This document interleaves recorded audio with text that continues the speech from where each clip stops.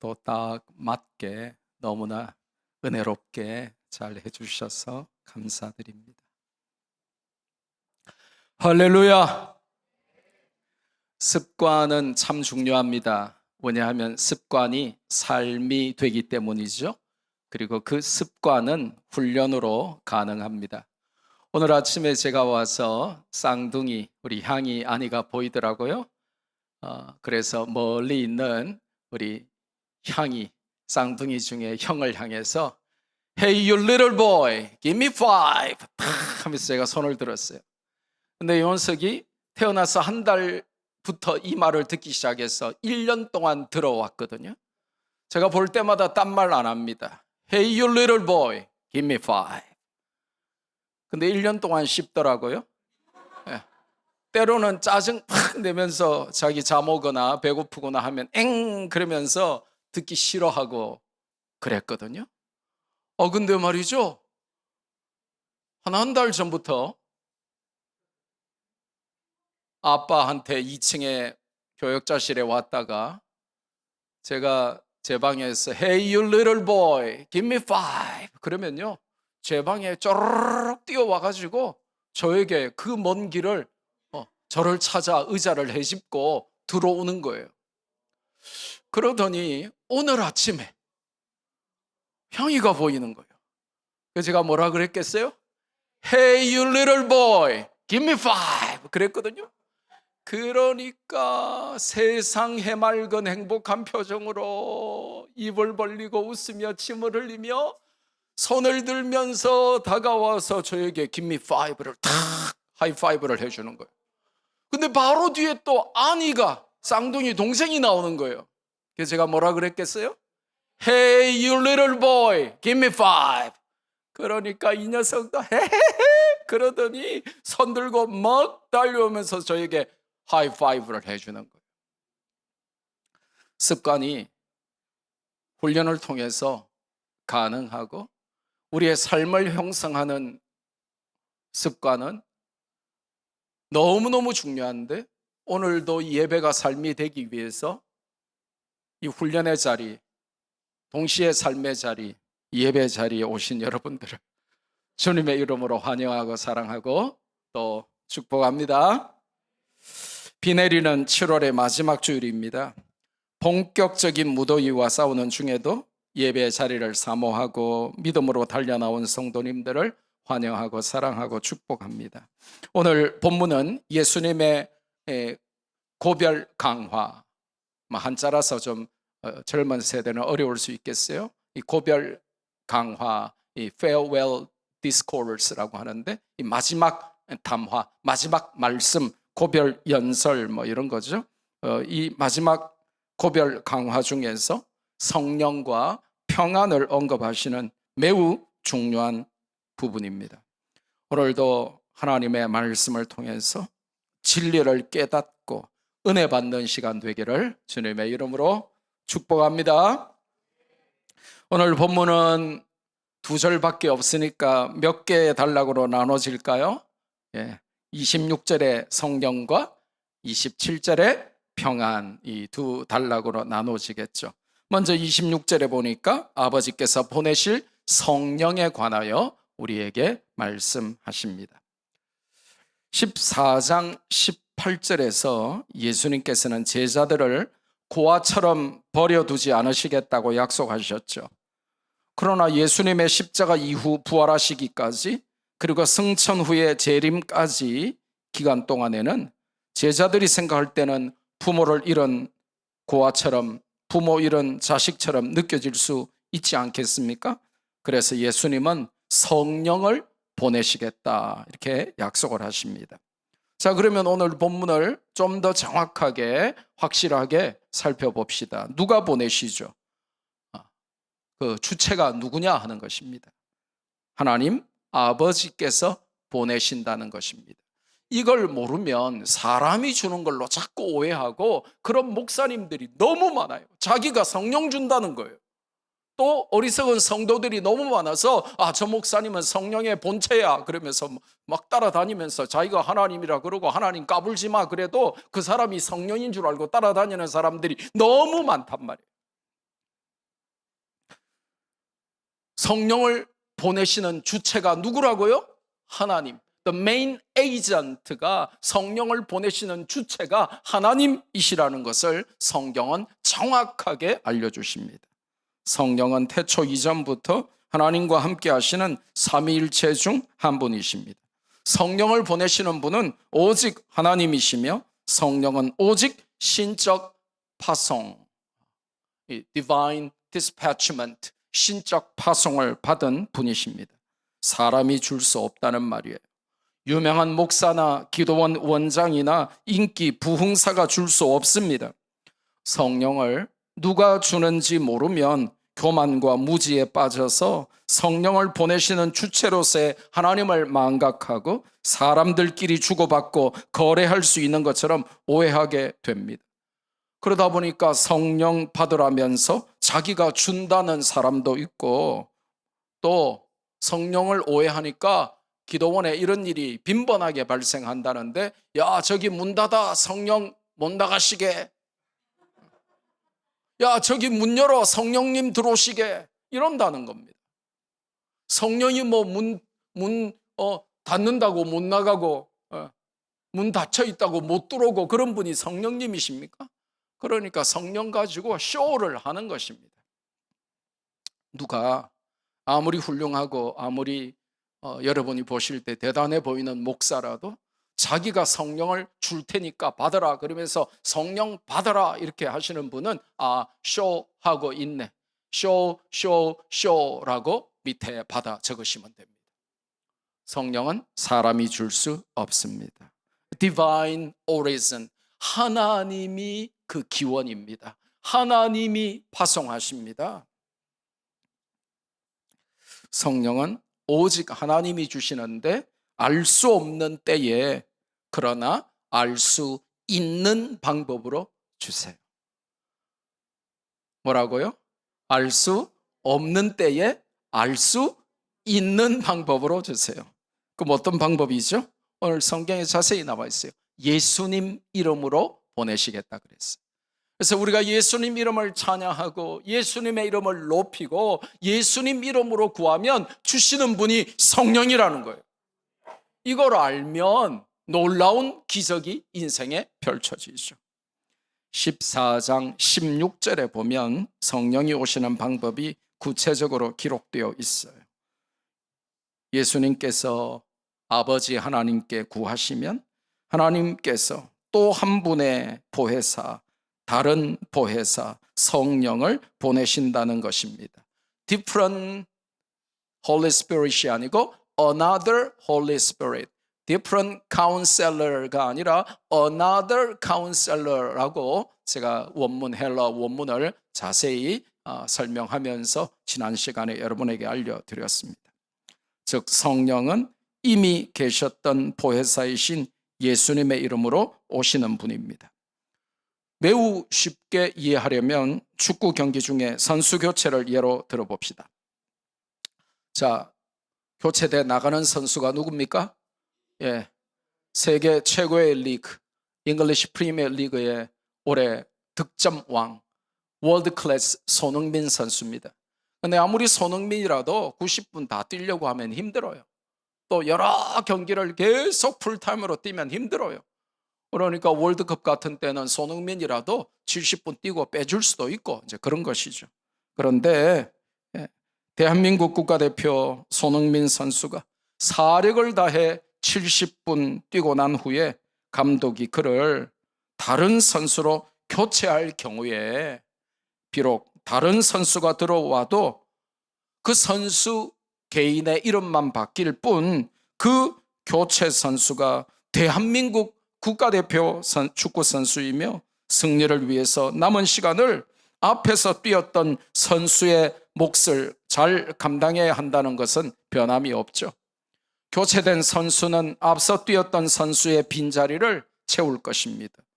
그런데 그가 들어오자마자 갑자기 축구 선수인데 야구 배트를 휘두르거나 농구처럼 손으로 공을 몰고 드리블하지는 않을 것입니다.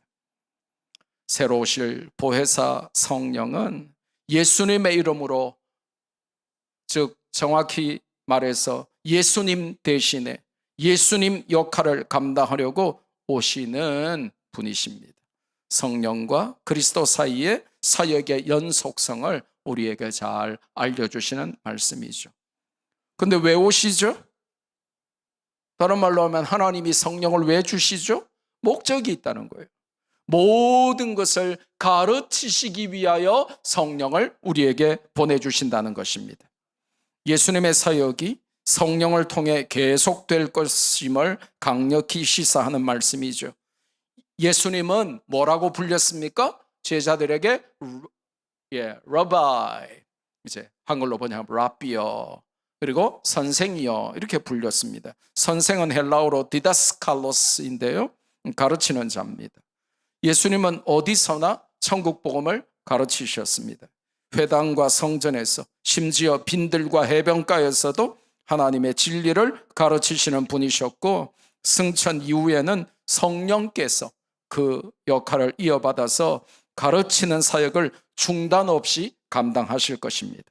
마태복음 28장에 보니까 승천하시면서도 우리에게 주신 예수님의 마지막 말씀이 가르쳐 지키게 하라 하는 지상 명령과 교육의 사명을 주셨습니다.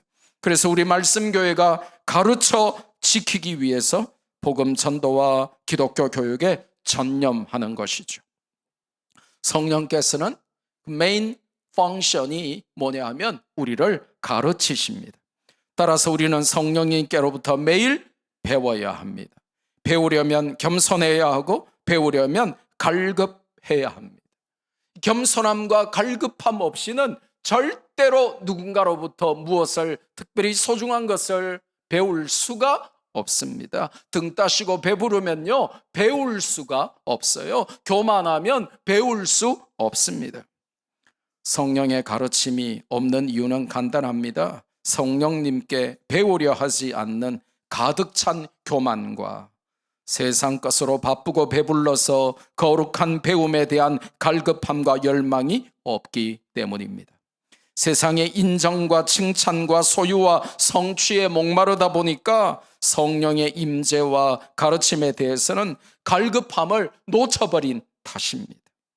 그래서 정신없이 바쁘신 분들, 바쁘다 바빠를 달고 사시는 분들은 매우 조심하셔야 합니다. 성령의 가르침을 바쁘다는 핑계로 날마다 거부하고 성령님으로부터 배우려고 하지 않는 바쁨은 사악하고 쓸모없는 바쁨이, 나를 죽이는 바쁨이 될 수도 있습니다. 성령은 가르치는 분이십니다. 성령께서 가르치시는 것을 우리는 잘 배워야 할 의무와 책임이 있습니다. 그런데 성령님께는 잘 안 배우고 세상의 타락한 문화와 불신앙적인 삶을 통해서는 너무나도 잘 배우죠.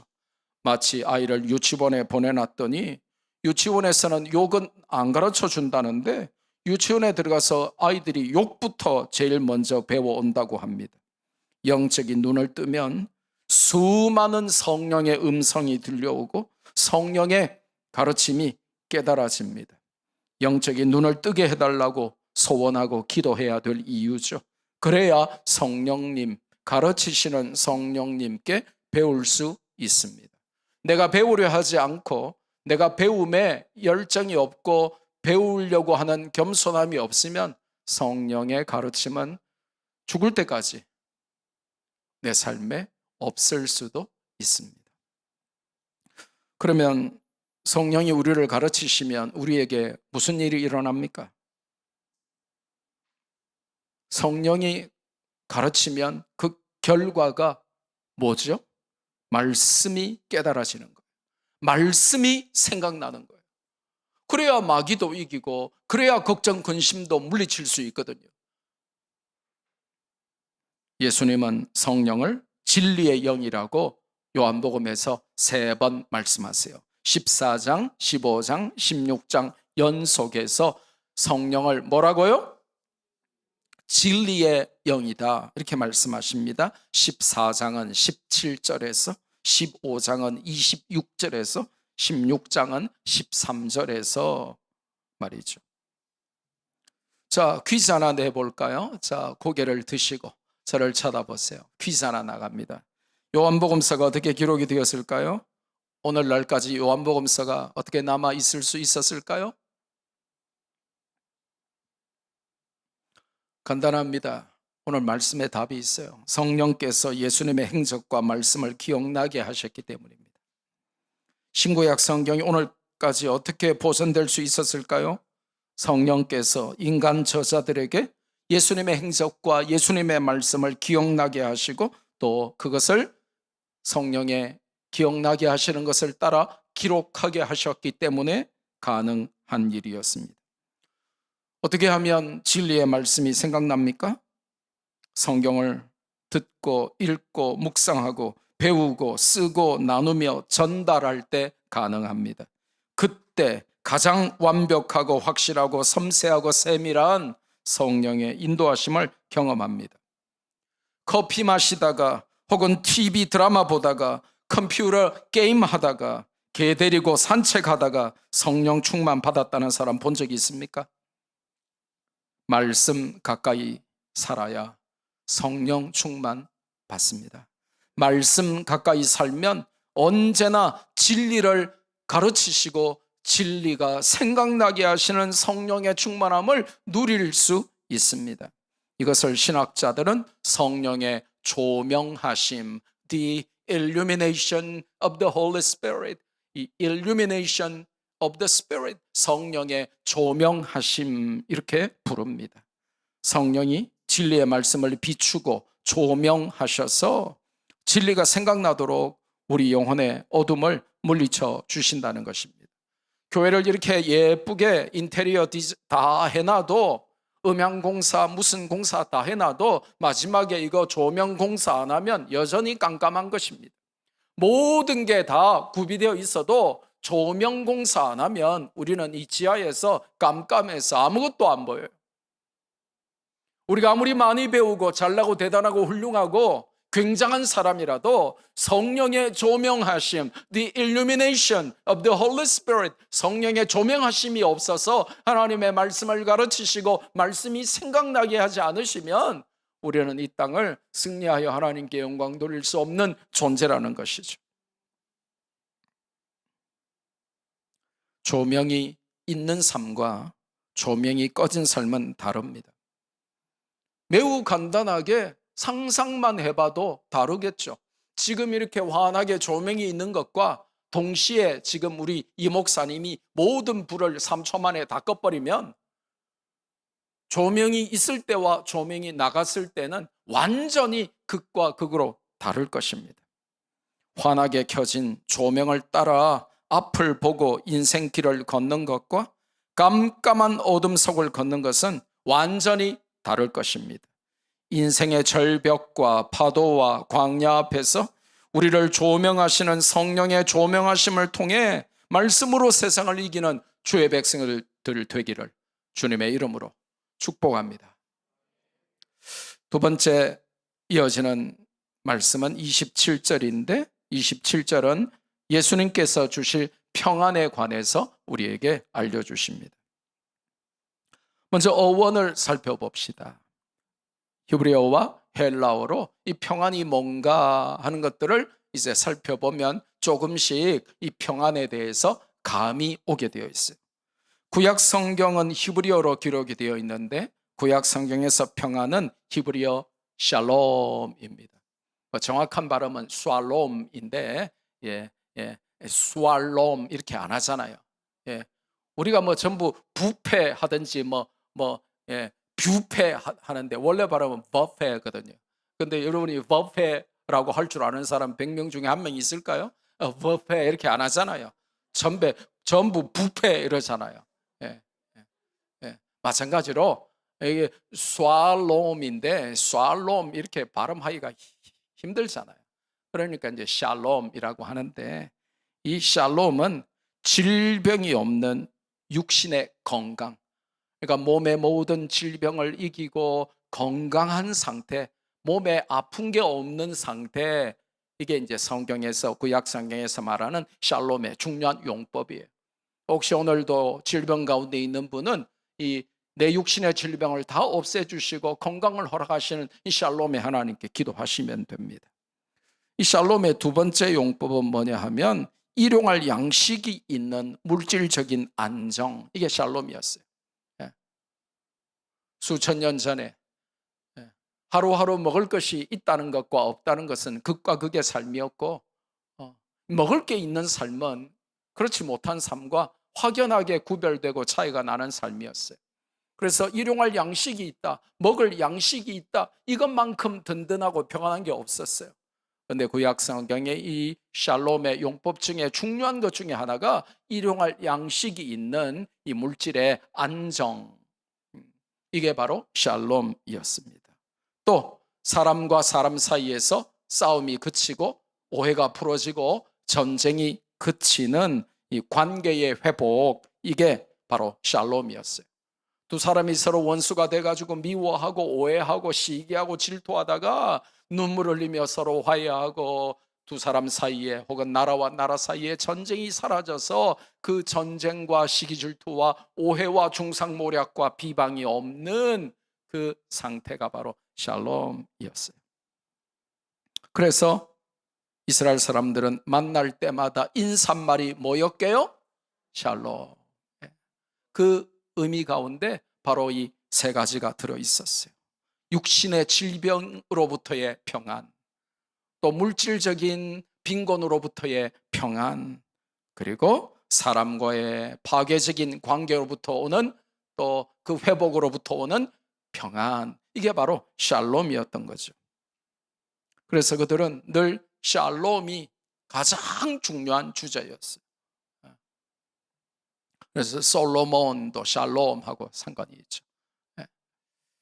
예수님을 이제 상징하는 예수님의 이 타이팔로지, 예수님의 바로 모형, 그림자가 아닙니까? 특별히 이제 신약에서는 헬라어로 이 평안이 에이레네입니다. 저렇게 써요. 어떤 학자는 이제 저 N자 비슷하게 되어 있는 게 이제 에 발음인데, 요새 나오는 젊은 학자들은 저걸 에라고 읽지 않고 에이로 읽어요. 그래서 에이레이네이 이렇게 읽기도 하는데 뭐 같은 말입니다. 에로 읽거나 에아이로 읽거나 에이로 읽거나 같은 말인데, 에이레네, 저게 이제 구약의 히브리어 샬롬을 신약의 헬라어로 바꾼 단어가 바로 에이레네입니다. 그런데 이 에이레네 안에는 구약의 샬롬이 말했던, 의미했던 세 가지 뭐였죠? 육신의 질병으로부터의 평안, 물질적인 빈곤으로부터의 평안, 그리고 파괴적인 관계, 전쟁, 뭐 오해, 이런 관계로부터의 어떤 나쁜 단절로부터의 해방, 이런 것들이 샬롬이었는데, 이 신약의 에이레네로 넘어가면서 구약의 샬롬이 말하는 의미 외에도 특별히 예수 그리스도를 믿음으로 말미암아 하나님과의 관계를 통해서 오는 예수님 안에 있는 영적인 평안을 의미하는 단어로 사용됩니다. 그래서 이 신구약 성경의 평안을 통합해서 보면 이 샬롬과 에이레네를 합쳐서 보면 평안은 영육 간의 평안을 총체적으로 설명해요. 그러니까 어떤 사람은 자기가 믿음이 대단한 것처럼 육신적인 것은 다 필요 없고 나는 그냥 영적으로 주님만 바라보면 평안해, 뭐 그렇게 말하는 분도 계세요. 물론 훌륭한 믿음입니다만은, 그러나 성경이 말씀하실 때 사람이 육신으로 되어 있는데 영적인 평안만 가지고는 살 수가 없는 거예요. 여러분 믿음 좋은 분들 한 달 굶어 보실래요? 다 돌아갔어요. 아무리 믿음 좋아도. 제가 장담할 수 있습니다. 제가 예언자는 아닌데 아마 2주도 못 살고 성질 급한 분은 일주일 만에 돌아갔어요. 그래서 이 평안이라고 할 때 성경이 구약과 신약에서 설명하시려고 하는 이 평안의 개념은 우리의 영과 육을 총괄하는 개념으로서의 평안입니다. 그러나 평안의 네 가지 의미가 모두 동등한 위치에 있는 것은 아닙니다. 네 가지 평안이 다 있으면 얼마나 좋겠습니까? 하지만 그런 사람은 아무도 없다고 보시면 거의 정확할 것 같습니다. 나는 네 가지 다 있다. 아무도 없잖아요. 보세요. 하지만 비록 세상에 결핍이 있다 해도 예수님 안에 있는 절대 평안을 뺏길 수는 없는 것이죠. 건강과 물질과 관계 속에서 누리는 평화가 혹시 좀 부족해도, 아무리 봐도 샬롬, 에이레네의 상태는 아닌 것 같아도 예수님 안에 있는 평안, 그걸 뺏겨서는 안 되고 그것만큼은 내가 유지해야 다른 샬롬도 다른 에이레네도 오게 된다는 거예요. 다른 평화가 아무리 부족해도 진정한 평화는 예수님 안에 있음을 알아야 한다는 것이죠.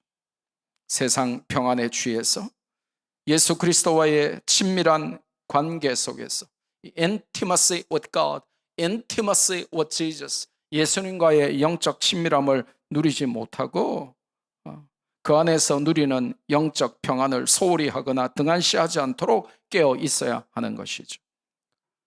자, 그러면 그 평안이 어디서 온단 말입니까? 오늘 본문에 보면 나의 평안을 너에게 주노라 하시면서 이 평안의 이 소스가, 출처가 예수님으로부터 온다. 그것은 예수님께 속한 평안이다 라고 정확히 알려줍니다. 이 평안은 예수님께로부터 오며 예수님이 주십니다. 즉 브랜드 가치가 최고라는 것입니다. 세상 브랜드의 수준 낮은 평안과는 차이가 많이 난다는 것이죠. 물질의 평안이 아닙니다. 인기와 명예와 권력의 평안이 아닙니다. 예수님이 주시는 예수님표 평안인 것입니다. 원문의 의미는 예수님께서 평안의 파송자가 되신다는 뜻입니다. 평안이 그에게서 나옵니다. 그러면 예수님표 평안, 예수님께 속하여 예수님이 주시는 평안의 특징이 뭡니까? 세상이 주는 것과 같지 않다는 것입니다. 예수님표 평안은 차별적인 특성이 있어요. 세상이 주는 것과는 근원적으로 본질적으로 다르다고 말씀하십니다. 몽상이나 오락에 빠질 때 오는 현실 도피적인 임시 방편적인 평안이 아닙니다. 십자가상에서 이미 이루신 구원의 성취 안에서 주시는 영원한 평안을 말씀하십니다. 질문 하나 나갑니다. 다시 경청하시고 잘 듣고 대답해 보세요. 여러분은 어떨 때 평안함을 느끼시죠? 제일 평안할 때 여러분은 어떨 때입니까? 뭐 인생 별거 있습니까? 뭐 커피 한잔 할 때죠. 그렇습니까? 저도 이제 커피를 좀 좋아하다 보니까 커피 이제 집에서 이제 이렇게 딱 조용히 혼자서 갈아가지고 이렇게 이제 드립해가지고 이렇게 혼자서 조용히 커피 한 잔 마실 때가 참 행복하긴 하더라고요. 또 잠돌이 잠순이들은 잠자리에 누워서 세상 모든 피곤, 천근, 만근, 나를 짓누르는 피곤을 이기면서 쉴 때가 가장 행복할 것입니다. 사우나 좋아하시는 분들은 퇴근하고 집에 와서 욕조에 뜨거운 물 안에서 시원하다를 외치며 그렇게 피로를 날릴 때 아마 평안하실 것입니다. 어떤 사람은 먹방 찍듯이 맛있는 거 먹을 때, 맛있는 거 찾아 여행 다닐 때 먹으면 가장 행복해요, 평안해요, 이런 분들도 있을 것입니다. 또 뭐 아주 로맨틱한 분들은 사랑하는 사람과 단둘이서 시간을 보낼 때 행복할 것이고, 우리 대부분은 내가 원하고 바라고 기도하는 걸 응답받았을 때 아마 행복하고 평안할 것입니다. 그럴 수도 있습니다. 그런데 아십니까? 그것들은, 제가 앞서 열거한 것들은 조건적인 것들이고 영원한 것들은 아니라는 사실을. 예수님이 주시는 하늘 평안은 세상의 평안과 차원이 달라요. 결핍 중에도 누리는 평안, 최악의 상황에서도 드리는 감사, 앞날을 모르면서도 인도하심을 믿기에 오는 안정감, 혼란과 답답함의 과정 속에서 인내의 한계를 체험하는 듯한 극한의 시간 중에도 누리는 세상이 알 수 없는 마음의 평온함, 이것은 예수님 안에서만 누리는 고차원적인 평안입니다. 조건을 따지지 않는 평안이죠. 세상적인 관점에서는 도무지 이해할 수 없는 것들입니다. 예수님 당시에 평화는 아주 왜곡된 평화였어요. 당시에 로마 제국이 세상을 다스리고 있었는데 예수님 당시에 로마 제국은 이 팍스 로마나를 외치면서 전쟁을 통한 평화를 추구했습니다. 평화를 방지하며 피와 살육의 전쟁을 벌인 것이죠. 가짜 평화였습니다. 그런데 예수님의 평화는 무력이 아니라 자신을 주심으로 우리에게 허락하신 참된 것이었습니다. 예수님의 평화는 감옥도 천국처럼 바꾸지만 세상의 가짜 평화는 왕궁도 천국도 감옥처럼 바꿉니다. 한번 생각해 보세요. 평안하다, 행복하다, 감사하다, 너무 기쁘다, 이런 말들 감옥에서는 들을 수 없는 말들이죠. 근데 감옥이 아닌데, 감옥에 사는 것도 아닌데도 이런 말들이 내 입에서 사라져 버렸다면 우리는 미안하지만 감옥 같은 마음에 갇혀서 지금 살아가는 것입니다.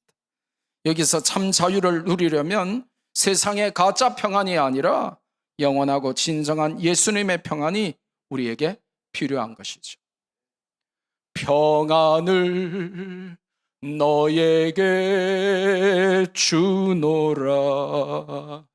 세상이 줄 수 없는, 세상이 알 수도 없는 평안, 평안, 평안을 내게 주노라. 따라 불러주는 센스가 있어야 되는데. My peace I give unto you. It's a peace that the world cannot give. It's a peace that the world cannot understand. Peace to know, peace to live. My peace I give unto you. 여러분이 아무리 세상에서 잘나고 대단하고 훌륭하고 많은 것을 이루고 성취하고 자랑해도 예수님이 주시는 영원한 평안이 없으면 미안하지만 여러분의 평안은 가짜일 가능성이 매우 높습니다. 그래서 어느 순간 사라질 것이고 여러분은 다시 절망과 분노에 휩쓸릴 것입니다. 우리를 안정되게 붙잡아 주시는 것은 참된 평안, 예수님께로부터 오는 평안, 주님의 평안 밖에 없습니다. 네 번째로 그 평안함을 주시면서 명령을 하나 주세요.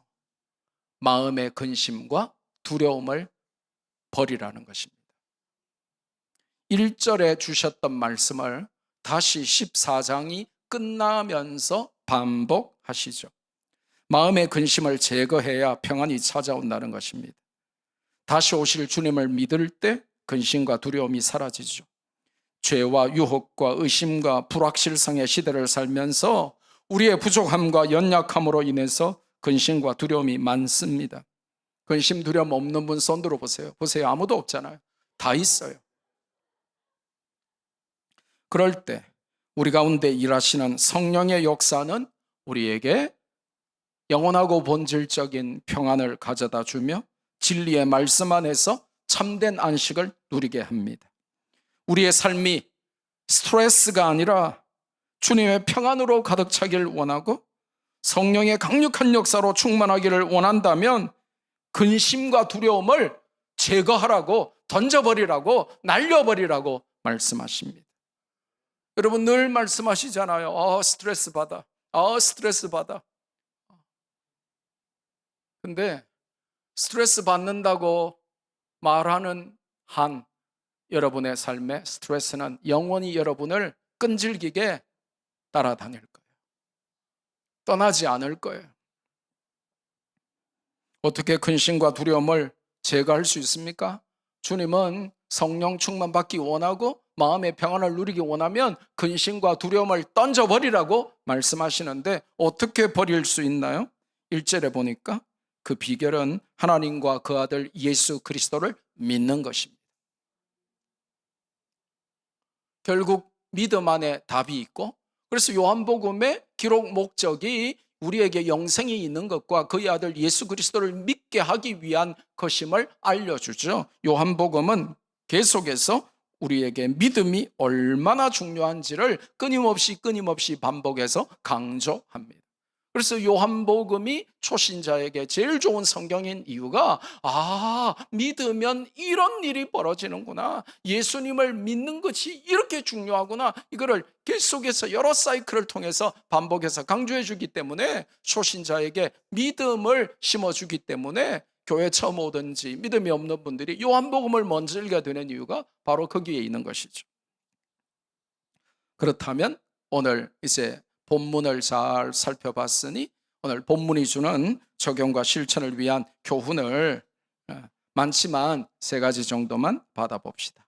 첫째로, 성령 충만은 선택이 아니라 옵션이 아니라 a must, 필수다 하는 것을 우리는 알아야만 합니다. 뭐라고요? 성령 충만이 선택이 아니라 뭐라고요? 선택해도 된다고요?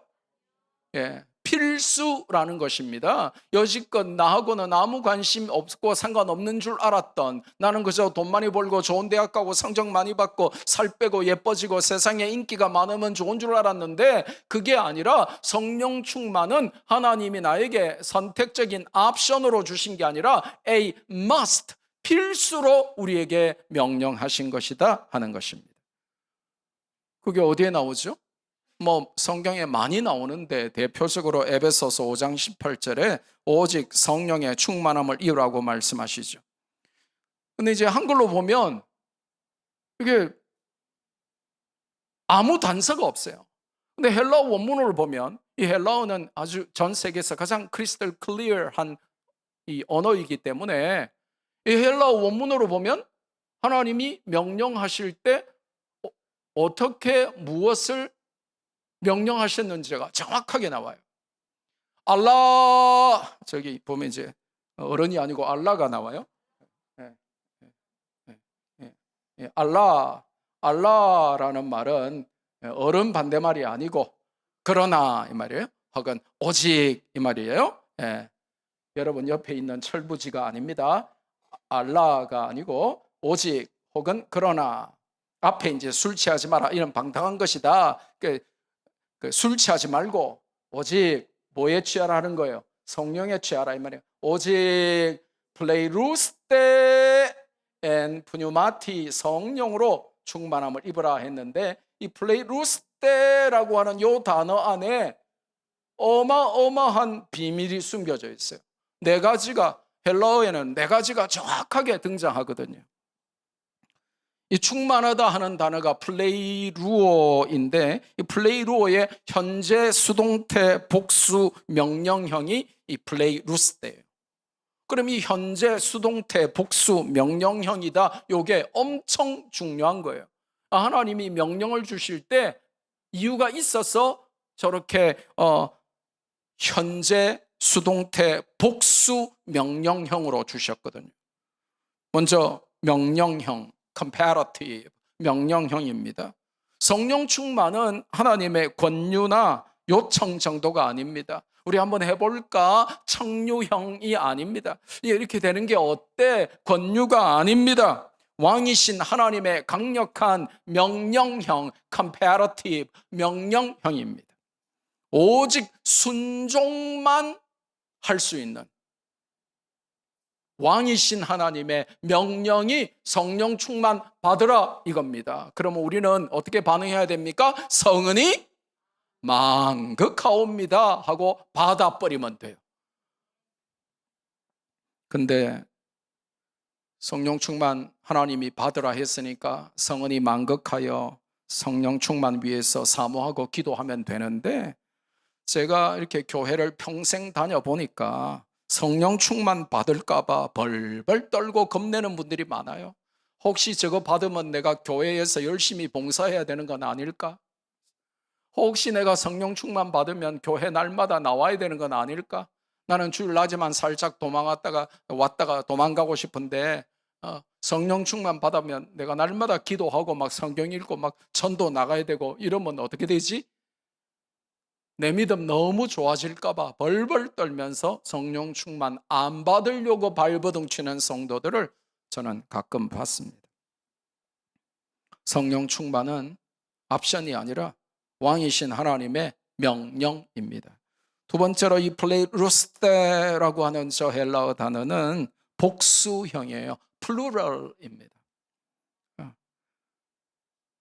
우리 가정과 우리 교회의 믿음 좋은 대표들 한두 명만 성령 충만 받아야 될 것이 아니라 하나님은 우리에게 플레이루스테 복수형으로 명령하셔서 너희들 전부 다 성령 충만 받으라고 말씀하십니다.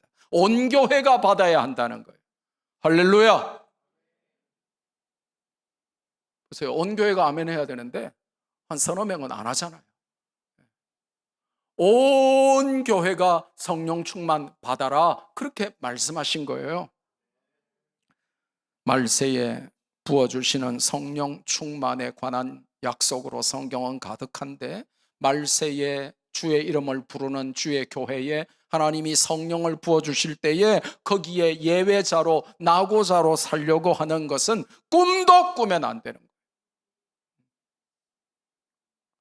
제가 인생을 조금 살아보니까 50몇 년 살아보니까 남들 공부할 때 나도 공부하고 남들 밥 먹을 때 나도 밥 먹고 남들 결혼할 때 나도 결혼하고 죄송합니다.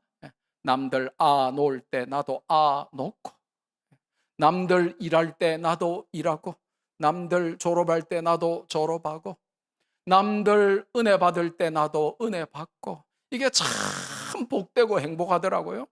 근데 저주받은 인생은 남들 공부할 때 지 혼자 밤새 게임해요.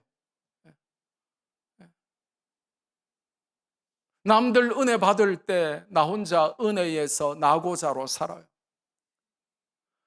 온 교회가 성령 충만 다 받아라 이렇게 하나님이 명령하셨어요. 그런데 성령 충만 받을까 봐 벌벌 떨면서 성령 충만 안 받아보려고 하나님의 뜻과 반대로 살아보려고 애를 쓰는 분들이 있단 말이에요. 복수형입니다. 다 예외 없이 받으라 이렇게 하나님이 명령하신 거예요.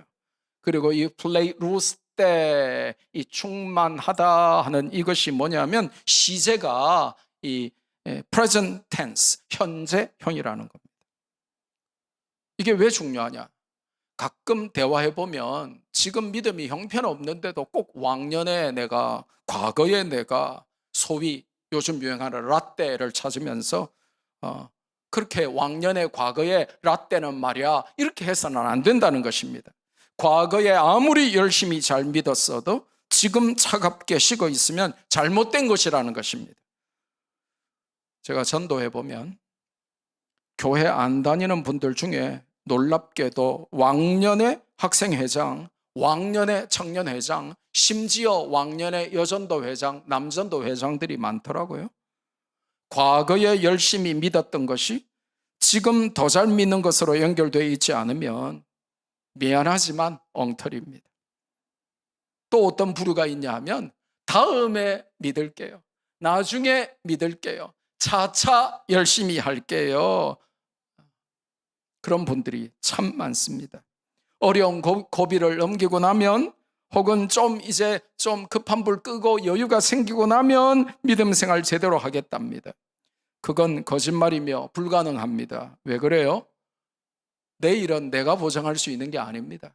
내일을 주시는 분은 내가 아니라 하나님이세요. 내일은 나에게 속한 것이 아닙니다. 그래서 우리가 신앙 고백해야 돼요. 내일 일은 난 잘 알아요. 이게 아니잖아요. 내일 일은 난 몰라요. 그게 정답인 거예요. 왜냐하면 내일은 내가 주관하는 게 아니에요. 5분 후에 나는 이 세상 사람이 아닐 수도 있는 것입니다. 그래서 지금 그리고 여기, now and here, 지금 그리고 여기에 충성하지 않고 열심을 내지 않으면 다음에 그리고 거기라고 하는 것은 없을 수도 있습니다. 하나님은 우리가 지금 성령 충만 받기를 원합니다. 그러니까 내 코가 석자고 내 할 일이 너무 많고 내가 너무 다른 일에 얽매여서 내가 지금 내 믿음 돌아볼 겨를이 없다 그러면서 이 문제 해결되면 내가 우리 애 대학 보내놓고 나면 이 사업이 좀 잘 해결되고 나면 내가 뭐 건강 회복하고 나면 믿음 생활 잘할게요. 그것은 너무나 건방진, 너무나 교만한 소리라는 거예요. 내 일은 나에게 속한 것이 아니라니까요. 하나님은 내가 지금 은혜 받고 지금 성령 충만 받기를 원해요. 넷째로는 이 플레이루스테, 저게 뭐냐면 태로는 능동태가 아니라 수동태 헬라어입니다. 무슨 말이냐? 성령 충만은 오직 하나님이 주신다는 거죠. 아까 제가 강조했습니다. 그래서 여기 사용된 수동태를 신학자들이 뭐라고 부르냐고 하면 이 신적 수동태, divine passive라고 벌벌 떨면서 불러요. 뭐냐? 성령 충만이라고 하는 것은 시금방직의 어떤 유명한 목사가 내가 죽게 받으라, 나 성령 받으라, 이런 사람들이 가끔 있더라고요. 부흥사 중에. 그런 사람들 반드시 걸러야 됩니다. 아주 나쁜 사람들입니다. 자기가 하나님인 줄 알아요. 성령 받아라 이렇게 막 던지는 사람도 있어요. 얼마나 목사가 무식하면 자기가 성령을 주는 줄 알아요. 그래서 여러분 기도원 같은 데 함부로 가시면 안 돼요. 아나 이러면서 성령 받아라 이러면서 Are you ready? 그러면서 성령 받을 준비 되셨습니까? 그러면 Yes sir. 그러면 던지고 아나 받으라, 이 쇼가 일어나는 거예요. 성령은 사람이 주는 것이 아닙니다. 오직 하나님에 의해서만 작동되는 원리라는 것입니다. 내가 줄게 라고 하는 교만한 목사도 없어야 하고, 그런 자들을 성령의 본체 운운하면서 따라다니는 어리석은 자들도 없어야 하는 것입니다. 우리 모두 성령 충만 받읍시다. 선택하려고 하지 말고 명령에 순종해서 받읍시다. 온 교회가 성령 충만을 받고 이왕 받을 거 지금 받고 사람이 아니라 하나님께 직접 받읍시다. 두 번째, 오늘 본문을 통하여 우리가 받을 수 있는 교훈은 평안이라고 하는 것이 성령과 밀접한 관련이 있다고 하는 것입니다. 예수님이 평안을 약속하실 때는 반드시 성령이 등장하십니다. 반대로 하면 예수님이 성령을 말씀하실 때는 반드시 평안이 등장해요. 부활하신 주님께서 제자들에게 찾아오셔서 제일 먼저 하신 말씀이 너희들에게 뭐가 있을지어다? 평안이 있을지어다 라고 말씀하셨고, 그 후에 성령을 약속하셨습니다. 이 평안과 성령은 불과 분의 관계인 것입니다. 그 증거가 어디 있습니까? 우리가 앞으로 이제 보게 될 요한복음 20장을 미리 한번 봅시다. 요한복음 20장 19절에서 23절, 부활하신 주님께서 찾아오시죠. 이날 곧 안식 후 첫날 저녁 때에 제자들이 유대인들을 두려워하여 모인 곳의 문들을 닫았더니 예수께서 오사 가운데 서서 이르시되 너희에게 평강이 있을지어다. 이 말씀을 하시고 손과 옆구리를 보이시니 제자들이 주를 보고 기뻐하더라. 평강이 임하면 기쁨이 충만해져요. 예수께서 또 이르시되 너희에게 평강이 있을지어다. 아버지께서 나를 보내신 것 같이 나도 너희를 보내노라. 이 평강과 나중에 나오는 성령이 이 보내심과 무슨 관계가 있는지가 세 번째 교훈으로 등장할 겁니다. 나중에 As the Father has sent me, I am sending you right now. 아버지께서 나를 보내신 것 같이 나도 너희를 보내노라 하시면서 그 사이에 평강과 성령을 언급하세요. 이 보내심과 성령과 이 평강의 이 관계, 이걸 알면 인생에 막힌 것들이 다 술술 잘 풀리는 휴지같이 풀어지게 되는 것이죠. 이 말씀을 하시고 그들을 향하사 숨을 내쉬며 이르시되 성령을 받으라. 부활하시고 제일 먼저 주신 게 바로 성령. 그러니까 오늘 본문의 약속에 대한 성취죠. 너희가 누구의 죄든지 사하면 사해질 것이요 누구의 죄든지 그대로 두면 그대로 있으리라 하시니라. 아멘. 자, 여러분, 뭐가 먼저 오는지 순서에 너무 얽매일 필요는 없습니다. 오늘 본문인 요한복음 14장에는 성령을 먼저 언급하신 다음에 27절에 평안을 말씀하셨고, 방금 본 부활하신 후 20장에는 평안을 먼저 언급하신 후에 성령을 말씀하셨어요. 중요한 것은 이 평안과 성령과 평안의 밀접성과 불가분성입니다. 성령 충만의 특징은 평안함과 기쁨이라 그랬죠. 이걸 모르면 성령 충만 받으면 밤새도록 방언 기도해야 하는 줄로 착각하기 쉽습니다. 이걸 모르면 누가 성령 충만 받았대요 하면서 보니까 성령 충만 받은 표시가 뭐냐 이러니까 계속 씩씩거리는 겁니다. 씩 그러면서 이러면서 막 계속 씩씩거리는 겁니다. 예. 안 그러면 막 뜨겁게 열나면서 막 쥐야 그러면서 씩씩거리는 겁니다.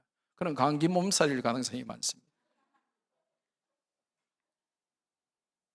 막 씩씩거리고 막 뜨겁고 이상하게 코카콜라 펩시콜라 그러면서 밤새도록 방언한다고 그게 성령 충만의 표시가 아니라는 것입니다. 성령 충만의 확실한 증거는 평안함과 기쁨에 있습니다. 아무리 방언으로 기도해도 마음에 평안과 기쁨이 없고 오히려 그 입술에 원망과 짜증과 불평만 가득하다면 그가 받았다는 성령 충만은 가짜일 가능성이 훨씬 더 높습니다. 그러니까 여러분은 주변 사람들의 말만 듣지 마세요. 난 성령 충만 받았어 이렇게 말하는데 그 입술에 매일 짜증, 불평, 불만, 분노, 원망, 중상, 모략, 비방, 죽겠어, 스트레스 너무 받아 이런 말이 가득하다면 이 사람은 성령 충만하고는 전혀 거리가 먼 사람이구나 라고 아시면 됩니다. 그런데 씩씩거리지 않아도 밤새 방언기도 하지 않아도 바라만 봐도 평안해지고 내가 흔들리고 힘들고 괴롭고 아플 때에 옆에 있어만 줘도 힘이 되는 사람들이 있어요. 이 사람들은 성령에 충만한 사람들.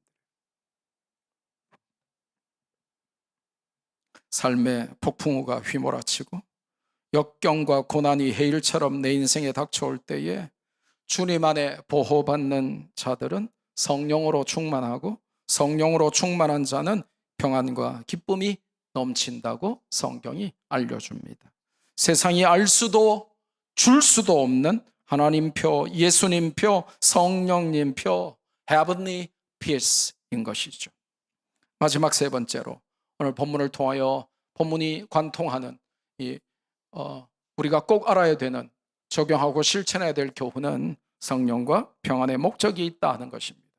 아까 요한복음 20장 나중에 우리가 다시 다루겠지만 이 성령과 평안 가운데 이 보내심, 이 복음 전파가 들어있다는 사실을 죽어도 잊어서는 안 되는 것입니다. 하나님께서 성도들에게 이 험한 세상, 힘든 세상, 어려운 세상, 죄와 유혹이 많은 세상에서 성령 충만을 주시고 평안과 기쁨을 주시는 이유가 있습니다. 왜 주십니까? 그래야 14장 오늘 본문 우리가 읽지는 않았지만 30절 14장 30절 보세요. 14장 30절에 보시면 세상 임금이라는 표현이 나와요. 이게 신학자들이 다 동의하는 존재가 있는데 바로 세상 임금이 누구냐고 하면 사탄, 세이탄인 거예요. 세상을 주관하는 공중의 권세 잡은 세상 임금 사탄, 이 사탄을 이길 수 있기 때문에 다른 말로 하면 성령 충만이 없고 예수님께서 주시는 평안함과 기쁨이 없이는 이 세상 임금, 세상의 사탄을 이길 수가 없다는 것입니다. 사탄의 관세 아래 어둠에 사로잡힌 자들을 살릴 수 있기 위해서는 성령 충만 받고 그들에게 없는 평안함과 기쁨이 내게 있어야만 그게 가능한 일이라는 것이죠. 30절에 보면 세상 임금인 사탄은 자, 그 다음에 중요한 표현이 하나 나와요. 여러분 30절에 보면 예수님이 이 세상 임금은 나와 뭐가 없느니라 라고 되어 있죠? 30절 읽어보세요. 요한복음 14장 30절. 세상 임금은 나와 뭐가 없느니라? 관계할 것이 없다 이렇게 되어 있죠. 자, 그러면 이제 이게 여러분이 이게 relationship이란 말인가 도무지 뭔가 헷갈려요. 근데 이게 이제 헬라어 수거라서 그래요. 예. 그러면 우리가 영어도 단어를 아무리 많이 알아도 수거를 모르면 무슨 뜻인지 전혀 모르거든요. 헬라어도 마찬가지로 이 헬라어 수거를 모르면 세상 임금은 나하고 아무 관계가 없느니라, 그냥 딴 사람인가 보다, 이렇게 알면 성경을 전혀 이해를 못하게 돼요. 이 관계가 없다라고 하는 것은 그 당시에 로마 시대의 법정 용어였어요. 무슨 뜻이냐? 사탄은 예수님께 아무런 유효한 청구권이 없다 하는 선언입니다. 뭐가 없다고요? 유효한 청구권이 없다. 이게 사탄은 세상 임금은 나와 아무런 관계할 것이 없다 하는 이 헬라어 수거의 정확한 번역이에요. 더 쉽게 정확하게 말하면 사탄의 패소가 확정되고 예수님의 승소가 확정됨을 법정 용어로 선포, 판사의 최종 판결을 내리는 그 의미인 것이죠. 오직 성령으로 충만하고 예수님의 평안을 누리는 자만 사탄과의 싸움에서 승리할 수 있다는 것입니다. 그래야 흑암 권세 아래 갇혀 있는 자들을 살려낼 수 있습니다. 성령 충만과 평안함을 단순히 우리들만 누리는 어떤 특권과 전유물로 알면 안 됩니다. 성령 충만과 평안을 주신 이유와 목적을 알아야 한다는 것이죠. 그것은 복음 전파와 세계 선교를 위해 주신 것들입니다. 보내심과, 이게 보내심, 이게 바로 미션, 미시오라고 하는 이 미션이라는 단어의 어원이거든요. 그러니까 이 성령 충만함과 평안함은 이 보내심과 밀접한 관련이 있다 하는 것입니다. 그것은 복음 전파와 세계 선교를 위해 주신 것들입니다. 그래서 성도는 공부를 하고 직장 생활을 하고 사업을 해도 전부 복음 전파와 세계 선교를 하고 있는 것입니다. 그거와 밀접한 관련된 일을 하는 것이죠. 그래서 공부를 열심히 해서 좋은 대학에 가는 것이 내가 돈을 많이 벌고 인기를 날리기 위해서가 아니라 하나님 나라를 확장하고 저 골리앗의 이마 한가운데 박혀있는 다윗의 물맷돌같이 내가 세상 적진 깊숙이 던져져서 보내심을 잘 받아서 거기서 그들에게 없는 성령의 충만함으로, 그들에게 없는 평안함으로, 기쁨으로 그들에게 그 평안함과 기쁨의 원천이 되시는 예수 그리스도를 잘 소개하기 위한 것이다. 이렇게 성경이 알려주는 거예요. 이걸 모르고 그냥 내 삶이 고달프니까 성령 충만 주세요, 내 삶이 너무 괴로우니까 그냥 평안함을 주세요 하면 100점 만점에 1점, 99% 모자란다는 거예요. 말씀했습니다. 오늘 본문은 2절입니다. 매우 간단합니다. 그러나 짧고 간단하다고 해서 그 본문이 주는 그 의미가 깊지 않은 것은 아닙니다. 매우 심오합니다. 본문은 아주 간단합니다. 온 교회가 한두 명이 아니라 온 교회가, 나중이 아니라 지금, 부탁이 아닌 명령에 순종해서, 목사가 아니라 하나님께서 주시는 성령의 충만함을 받아라. 이게 첫 번째 교훈이고, 그래서 예수님이 주시는 성령 충만함과 그 평안으로 말미암아 세상 임금 사탄을 이기고 보내심을 받아 생명 살리는 복음의 전달자로 살아라. 이게 오늘 본문의 메시지인 거예요. 그렇게 사는 저와 여러분 되기를 주 예수 그리스도의 이름으로 축복합니다. 받은 말씀 붙들고 우리 한번 기도합시다.